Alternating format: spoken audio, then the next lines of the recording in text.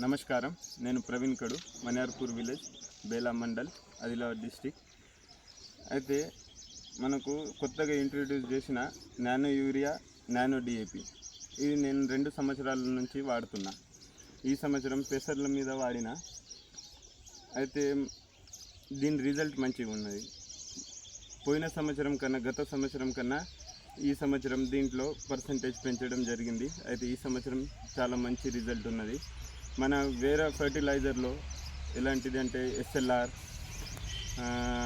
నేటియో దాంట్లో కూడా కలిపి కొట్టడం జరుగుతుంది. దీనివల్ల ఏం పలగడం, వేరే మందులు పలగడం ఏమీ ప్రాబ్లం లేదు. అయితే ఇప్పుడు మన గ్రాన్యువల్స్ యూరియా, డిఏపి దాంట్లో స్టాక్స్లో తక్కువ కావడం వల్ల ఇప్పుడు అందరు వ్యవసాయదారులు నానో యూరియా, నానో డిఏపి వైపు వెళ్తున్నారు. అయితే మన డిపార్ట్మెంట్ ఏజెంట్స్లు వాళ్ళు కూడా మనకు మంచి అవగాహన ఇవ్వడం వల్ల మనం కొట్టడం జరుగుతున్నది. రిజల్ట్ కూడా చాలా బాగున్నది.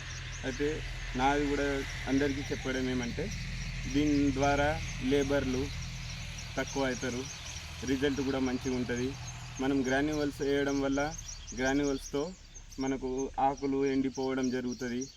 మరియు ఎక్కువ వర్షపాతం అయితే ఆ గ్రాన్యువల్స్ కొట్టుకుపోవడం జరుగుతుంది. కానీ ఇది డైరెక్ట్ మనకు ఆకుల మీద పడి మనకు రిజల్ట్ చాలా బాగా ఇవ్వడం జరుగుతుంది.